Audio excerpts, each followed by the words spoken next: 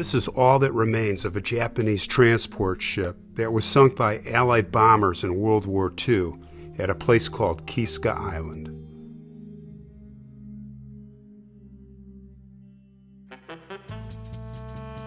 Hey there, gang. Good to have you back. And for those of you that are new tuning in, this channel is about my seaplane and some of the adventures that I go on. So no flying till spring because we're doing this new paint job, and we'll be taking you along to check all that out this winter. But looking for some exciting stuff. And one of the trips that I'm looking to do is, of course, next summer I'm going to be going to Alaska. And beyond the normal places to go in Alaska, well, there's really no normal places. It's an amazing place. But I mean, I'm talking getting way out there. Stuff nobody really, hardly anyone would ever do is going to a place called Kiska Island. That's way out there. It's almost to Russia in the Aleutian Islands. And it's a pretty mysterious place. And the crazy thing is that the weather, the tough part is the weather there is out of 365 days a year, only 5 to 7 days you get clear air. Every other time it's fog and rain, and you know, that's going to really make it challenging. Now, this is a massive trip, and I'm not sure I can pull this off as part of it next summer, but at some point. And actually, I've got a couple of missions I want to go on to share with you. But let's talk about this one.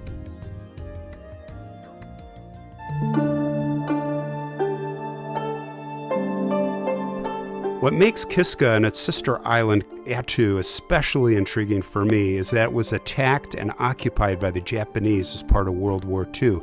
In fact, it was the decoy plan for the Battle of Midway. But let's digress for a minute and give a little background on this battle. Now, this guy, his name was Robert Theobald, and he fought in World War I, and he did pretty well, and he was in the Navy. And he grew up to be this guy, Rear Admiral Robert Theobald, and he was in command of the whole Northern Pacific Fleet. And what did he do? He was old school, and he was buddies with the generals who didn't defend Pearl Harbor. And he had the same mindset, didn't trust the code breaking, and said, you know what, I'm going to ignore orders. I mean, why do I need to listen to Admiral Chester Nimitz? I know better. I think I'm just going to hang off here at Kodiak Island, maybe 500 miles south, and sit on my ship while Dutch Harbor is bombed. Just a little background on the battle that few talk about, and it's almost omitted from history.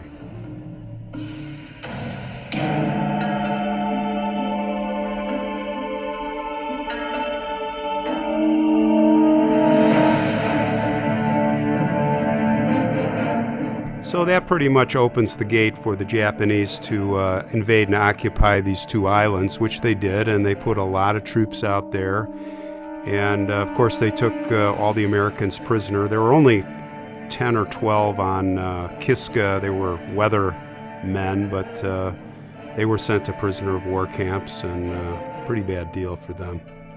One of those guys did escape, and he lived up in the mountains there for, about 50 days, eating worms and lichen and things, and he came back weighing 80 pounds, and they shipped him off to Japan also.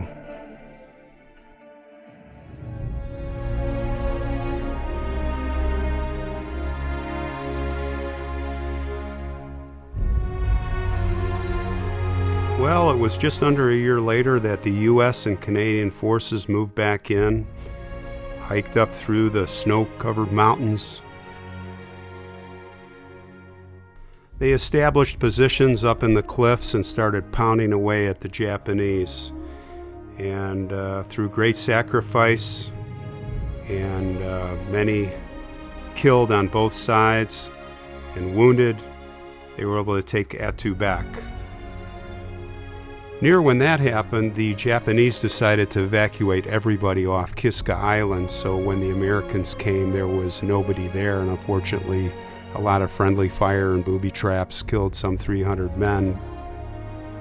But we can see here that one of the main forces landed on the northwest side of the island, right off this lake. And this is a place I could land my seaplane, and what's cool about it is, who goes there? There's no way to get there. And this lake would offer perfect protection for my airplane from the violent ocean right on the other side and the tides that go with it. I mean, it's a 10-mile hike around the mountain on the other side of the island to where researchers or anybody has been since the war. So I'm thinking that on these beaches there could be all sorts of artifacts to document who knows what, but this is where they landed.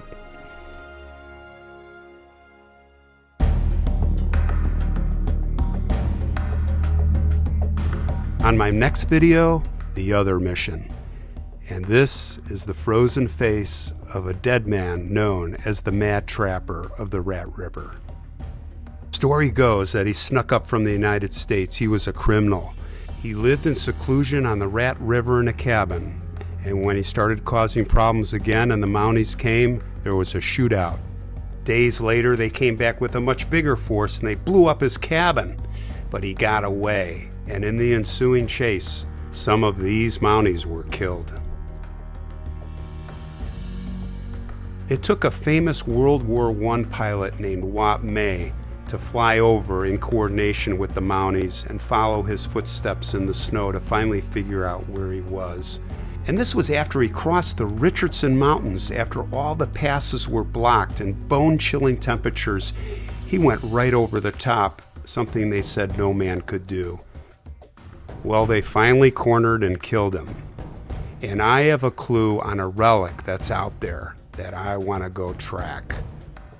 So my question that will be for you is, which mission do you want me to take you on first?